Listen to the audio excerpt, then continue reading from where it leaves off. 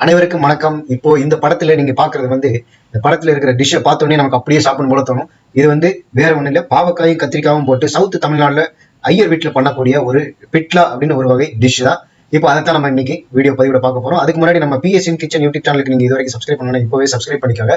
முதல்ல நம்ம ஒரு பாத்திரத்துல தண்ணீர் விட்டு அதுல பாசி பருப்பு, பைத்தம் பருப்புன்னு சொல்லுவோம் சென்னையில, அந்த ஒரு டம்ளர் பாசி பருப்பை அதுல போட்டு நல்ல இந்த பாசி பருப்பு முதல்ல நம்ம வேக வச்சுக்கணும். அது கிட்டத்தட்ட 3/4 இந்த பாசி பருப்பு வெந்த பிறகு அதுல நாம தக்காளி ஒரு 2 சின்ன சின்னதா நறுக்கி வச்சிருக்கிற தக்காளி இப்போ அதுல போட போறோம்.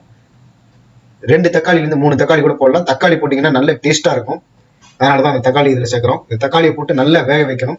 தக்காளி ஒரு 5 நிமிஷம் தக்காளி போட்டு இதை கொதிக்க வைங்க. அதுக்கப்புறம் பாவக்காயை இந்த மாதிரி விதையை நீக்கிட்டு ரவுண்ட் ரவுண்டா நறுக்கி வச்சுக்கோங்க. பெரிய பாவக்காயை வாங்கிட்டு அதுல இருந்து ரவுண்ட் ரவுண்டா நறுக்கிட்டு நடுவில் இருக்கிற விதையெல்லாம் எடுத்துருங்க. ஏன்னா விதையெல்லாம் அதுல இருந்ததுன்னா அது சாப்பிடும்போது கடக்கு முடக்கு சவுண்ட் கேட்கும், ஒரு மாதிரி இருக்கும், கடிக்கிறதுக்கு கஷ்டமா இருக்கும். இந்த மாதிரி பாவக்காய் ரவுண்ட் ரவுண்டா நறுக்கி அதுல போட்டுட்டு அடுத்தது கத்திரிக்காய், அதையும் நல்ல வயலட் கத்திரிக்காவை வாங்கிட்டு, நல்ல பெரிய கத்திரிக்காவை வாங்கிட்டு அதை இது மாதிரி ரவுண்ட் ரவுண்டா அதையும் நறுக்கி அந்த பாத்திரத்துல போட்டு ஒரு ஸ்பூன் மஞ்சள் தூளை நம்ம அதுல இப்போ போட்டிருக்கோம். அதே மாதிரி 2 ஸ்பூன் இந்த அளவுக்கு 2 ஸ்பூன் கல் உப்பு அதுல போட்டு நல்ல ஒரு கிளறி விட்டுட்டு இந்த பாத்திரத்தை நாம மூடி வச்சிடணும். அப்பதான் பாத்தீங்கன்னா அது நல்ல வேகம். தண்ணீர் தேவையான அளவுக்கு தண்ணி ஊத்திட்டு நல்ல பாத்திரத்தை மூடி வச்சிருங்க. ஒரு 20 மினிட்ஸ் அளவுக்கு இதை நல்லா வேக வைக்கணும்.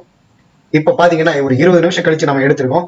அது நல்லா வெந்திருக்கு. அதுல நாம தேங்காய், ஜீரகம், 2 பச்சை மிளகாய் போட்டு நல்ல மிக்சியில போட்டு அரைச்சு வச்சிருக்கிற தேங்காய் விழுதையும் கடைசியில அதுல நாம கொட்டி நல்ல ஒரு 5 மினிட்ஸ் அளவுக்கு அதை அப்படியே நல்லா கிளறி விட்டுட்டு கொஞ்சம் பெருங்காயத்தூளை நம்ம அதுல போட்டுட்டு நல்ல இதை கிளறி விட்டோம் அப்படின்னு சொன்னீங்கன்னா இந்த பாவக்காய் கத்திரிக்காய் பிட்லா, அதாவது சவுத் தமிழ்நாடுல தூத்துக்குடி, மதுரைக்கு அந்த பக்கம் பண்ணக்கூடிய இந்த அருமையான டிஷ் சாப்பிடுறதுக்கு தயாராயிடும். கடைசியா நம்ம அதுல கடுகு, உளுத்தம்பருப்பு, கடலைப்பருப்பு, கருவேப்பிலை, தேவையான அளவுக்கு கருவேப்பிலை போட்டு அதுல கடைசியா தாளிச்சு கொட்டுற ஒரு விஷயம். அதை தாளிச்சு அதுல கொட்டிட்டோம் அப்படின்னா இந்த பாவக்காய் கத்திரிக்காய் போட்டு பிட்லா ரெடி ஆயிடுத்து. சாப்பிட்றதுக்கு செம்ம டேஸ்டா இருக்கும். இதை வெறும் ஒயிட் ரைஸ்ல போட்டு பிசைஞ்சு கூட சாப்பிடலாம்.